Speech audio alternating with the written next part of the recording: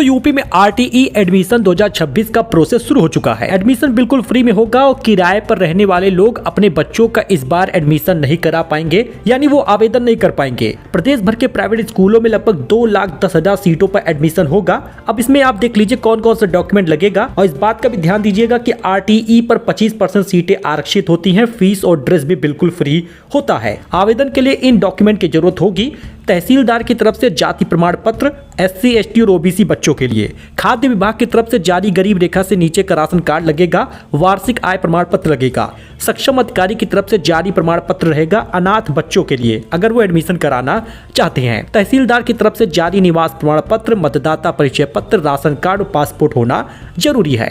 लेकिन आइए देखते हैं कि एडमिशन कराना कैसे है। सबसे पहले आप आरटीई की वेबसाइट पर आएंगे। कुछ इस प्रकार का इंटरफेस आपको देखने को मिलेगा। उसके बाद आपको यहाँ पे जो 3 लाइन दिख रही है उस पर क्लिक करिए। यहाँ पर आपको एडमिशन शेड्यूल मिल जाएगा। एडमिशन शेड्यूल पर जैसे ही आप क्लिक करेंगे तो यहाँ पर देखने को मिलेगा कि जो पहला चरण है वो 2 फरवरी शुरू हो गया है, 16 फरवरी तक रहेगा। बाकी पूरी डिटेल दी गई है। दूसरा चरण भी शुरू होगा आवेदन का 21 फरवरी से 7 मार्च तक। थर्ड फेज भी आएगा 12 मार्च से 25 मार्च तक। मतलब 3 बार आप एडमिशन के लिए आवेदन करा सकते हैं। मतलब ये लॉटरी के जरिए होता है, ऐसे में इसकी जरूरत पड़ती है। अब ये भी ध्यान देते हैं कि कहाँ पर हमें ऑनलाइन एडमिशन के लिए अप्लाई करना है।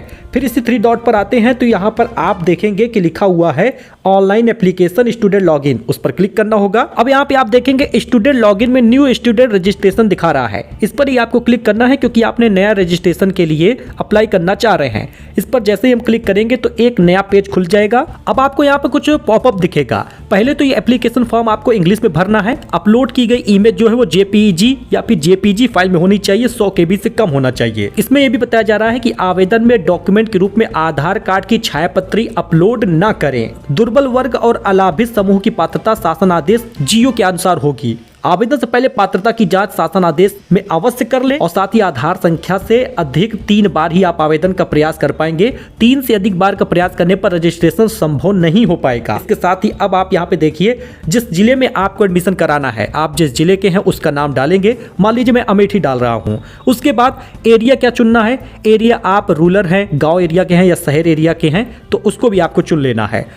जैसे नगर पंचायत अमेठी या मुसाफिर खाना, वो आप इसको चूज कर लेंगे। ग्राम पंचायत वार्ड भी आप अपना चुन लेंगे। जैसे यहाँ पे स्टेशन एरिया चुन लिया जा रहा। फुल नेम ऑफ स्टूडेंट, आप अपने स्टूडेंट का नाम बताएंगे जो आपके बच्चे का नाम है। उसके बाद फादर नेम, मदर नेम और गार्जियन मोबाइल नंबर यहाँ पे फिल करना है। उसके बाद बच्चे का डेट ऑफ बर्थ डालना है, वो मेल है फीमेल है इसको आपको भरना है। साथ ही आपको उसके बाद क्लास चयन करना है। जैसे ही आप यहाँ पर एज डालते हैं, कुछ भी रैंडमली जैसे ही आप एज डालेंगे उसके बाद बच्चा किस क्लास में एडमिशन लेगा वो स्वतः ही आ जाएगा।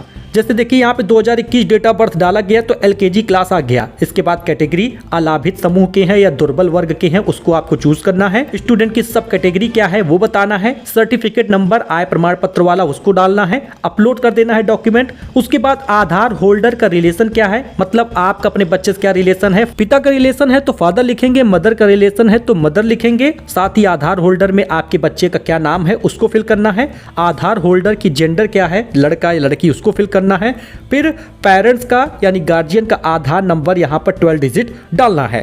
फिर इसके बाद इस पे क्लिक कर देना है और जुड़वा बच्चों के पंजीकरण के लिए चेक बॉक्स पे टिक करना होगा। अगर ऐसा है तो ठीक, नहीं है तो आपको इस पे क्लिक नहीं करना।